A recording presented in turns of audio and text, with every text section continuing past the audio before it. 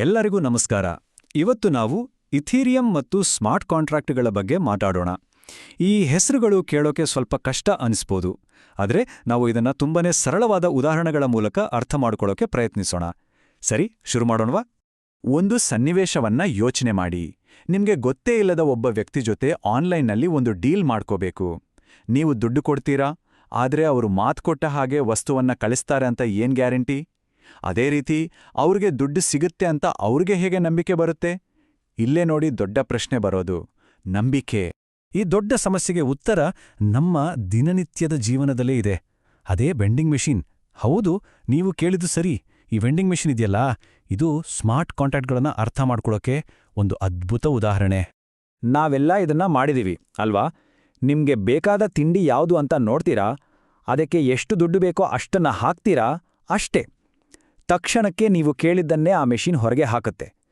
ತುಂಬಾನೇ ಸಿಂಪಲ್, ಮತ್ತೆ ಪ್ರತಿ ಸಲನೂ ಇದೇ ರೀತಿ ಆಗತ್ತೆ ಅಂತ ನಮ್ಗೆ ಗೊತ್ತಿರುತ್ತೆ. ಸರಿ, ಆ ಮೆಷಿನ್ ಒಳಗಡೆ ಏನಾಗುತ್ತೆ ಅಂತ ಸ್ವಲ್ಪ ಯೋಚನೆ ಮಾಡೋಣ. ಅದರ ಲಾಜಿಕ್ ಇದೆಯಲ್ಲ, ಅದು ತುಂಬಾನೇ ಸರಳ. ಒಂದು ವೇಳೆ ಸರಿಯಾದ ಮೊತ್ತದ ಹಣ ಬಂದ್ರೆ ಆಗ ಆಯ್ಕೆ ಮಾಡಿದ ವಸ್ತುವನ್ನ ಕೊಡು, ಅಷ್ಟೇ. ಆ ಮೆಷಿನ್ ಯೋಚನೆ ಮಾಡಲ್ಲ, ನಮ್ ಜೊತೆ ಚೌಕಾಸಿ ಮಾಡಲ್ಲ. ಅದಕ್ಕೆ ಏನ್ ಪ್ರೋಗ್ರಾಮ್ ಮಾಡಿದಾರೋ ಅದನ್ನ ಅದು ಪಾಲಿಸುತ್ತೆ. ಇದೇ ನೋಡಿ ಇಲ್ಲಿ ಮುಖ್ಯವಾದ ಪಾಯಿಂಟ್.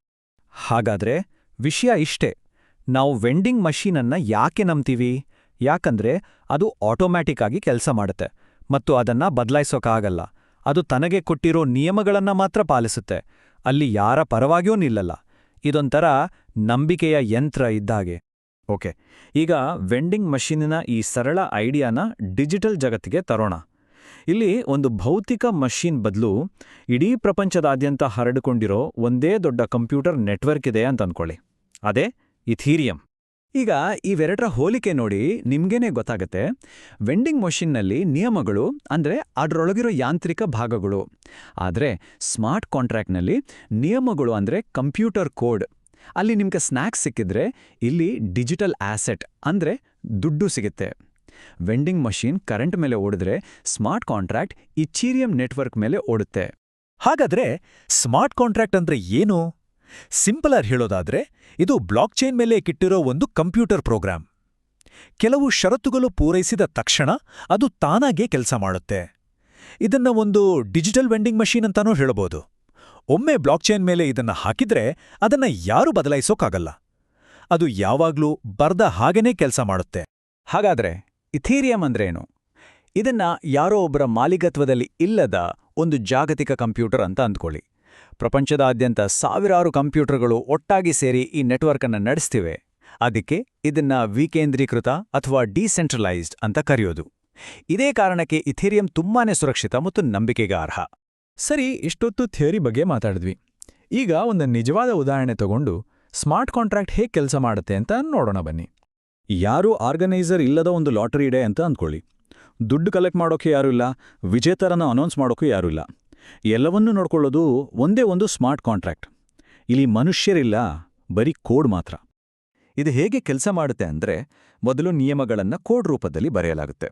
ಆಮೇಲೆ ಲಾಟರಿಯಲ್ಲಿ ಭಾಗವಹಿಸೋರು ತಮ್ಮ ಹಣವನ್ನ ನೇರವಾಗಿ ಆ ಕಾಂಟ್ರಾಕ್ಟ್ಗೆ ಕಳಿಸ್ತಾರೆ. ಒಂದು ನಿರ್ದಿಷ್ಟ ಸಂಖ್ಯೆಯ ಜನ ಸೇರಿದ ತಕ್ಷಣ ಆ ಕಾಂಟ್ರಾಕ್ಟ್ ತಾನಾಗಿಯೇ ಒಬ್ಬ ವಿಜೇತರನ್ನ ಆಯ್ಕೆ ಮಾಡಿ ಬಹುಮಾನದ ಹಣವನ್ನ ಅವರಿಗೆ ಕಳಿಸ್ಬಿಡುತ್ತೆ. ಎಲ್ಲಕ್ಕಿಂತ ಮುಖ್ಯವಾದ ವಿಷಯ ಏನ್ ಗೊತ್ತಾ? ಆ ಕೋಡ್ ಎಲ್ಲರಿಗೂ ನೋಡಕ್ಕೆ ಸಿಗುತ್ತೆ. ಅಂದ್ರೆ ಆಟದ ನಿಯಮಗಳು ಸರಿ ಇದೆಯಾ ಇಲ್ವಾ ಅಂತ ಯಾರು ಬೇಕಾದ್ರೂ ಪರಿಶೀಲಿಸಬಹುದು. ಇದೇ ನೋಡಿ ಪಾರದರ್ಶಕತೆ ಅಂದ್ರೆ. ಈ ತರಹದ ಡಿಜಿಟಲ್ ವ್ಯವಸ್ಥೆಯಲ್ಲಿ ಭಾಗವಹಿಸಬೇಕು ಅಂದ್ರೆ ಒಂದು ಇಥೀರಿಯಂ ವ್ಯಾಲೆಟ್ ಬೇಕಾಗುತ್ತೆ. ಇದು ನಿಮ್ಮ ಕ್ರಿಪ್ಟೋ ಕರೆನ್ಸಿಯನ್ನ ಇಟ್ಕೊಳ್ಳೋಕೆ ಒಂದು ಡಿಜಿಟಲ್ ಪರ್ಸಿದ್ದಾಗೆ. ಈ ಸ್ಮಾರ್ಟ್ ಕಾಂಟ್ರಾಕ್ಟ್ಸ್ಗಳ ಜೊತೆ ಮಾತಾಡೋಕೆ ಇದೇ ನಿಮ್ಗೆ ಬೇಕಾಗಿರೋ ಕೀಲಿ. ಸರಿ, ಈ ಟೆಕ್ನಾಲಜಿಯಿಂದ ನಿಜವಾಗ್ಲೂ ಏನು ಪ್ರಯೋಜನ? ಕೇವಲ ಲಾಟರಿ ಅಥವಾ ವೆಂಡಿಂಗ್ ಮೆಷಿನ್ಗಿಂತ ಇದು ದೊಡ್ಡ ವಿಷಯ. ಇದರ ಪ್ರಮುಖ ಅನುಕೂಲಗಳು ಏನು ಅಂತ ಈಗ ನೋಡೋಣ. ಇದರಿಂದ ಸಿಗೋ ದೊಡ್ಡ ಲಾಭಗಳೇನು? ಮೊದಲನೇದು ಸ್ವಯಂ ಚಾಲನೆ, ಅಂದ್ರೆ ಯಾವುದೇ ಮಧ್ಯವರ್ತಿಗಳ ಅವಶ್ಯಕತೆ ಇಲ್ಲ. ಎರಡನೇದು ಪಾರದರ್ಶಕತೆ, ಎಲ್ಲ ನಿಯಮಗಳು, ಎಲ್ಲ ವ್ಯವಹಾರಗಳು ಎಲ್ಲರಿಗೂ ಕಾಣಿಸುತ್ತೆ. ಮೂರನೇದು ಸುರಕ್ಷತೆ, ಇದು ವಿಕೇಂದ್ರೀಕೃತ ನೆಟ್ವರ್ಕ್ ಆಗಿರೋದ್ರಿಂದ ಇದನ್ನ ಹ್ಯಾಕ್ ಮಾಡೋದು ಬಹುತೇಕ ಅಸಾಧ್ಯ. ಕೊನೆಯದಾಗಿ ನಾಲ್ಕನೇದು ವಿಶ್ವಾಸಾರ್ಹತೆ, ಯಾಕಂದ್ರೆ ಕೋಡ್ನಲ್ಲಿ ಏನಿದೆಯೋ ಅದೇ ಕಾನೂನು, ಅದು ಬದಲಾಗಲ್ಲ. ನಾವು ಇಷ್ಟೊತ್ತು ಮಾತಾಡಿದ್ದು ಕೇವಲ ಒಂದು ಸಣ್ಣ ಭಾಗ ಅಷ್ಟೇ. ಆದರೆ ಈ ತಂತ್ರಜ್ಞಾನದಿಂದ ಆಗಬಹುದಾದ ಸಾಧ್ಯತೆಗಳು ಅಸಂಖ್ಯಾತ.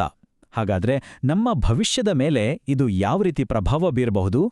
ಹಾಗಾಗಿ ಈ ಒಂದು ಪ್ರಶ್ನೆಯೊಂದಿಗೆ ಇವತ್ತಿನ ಈ ಚರ್ಚೆಯನ್ನು ಮುಗಿಸೋಣ.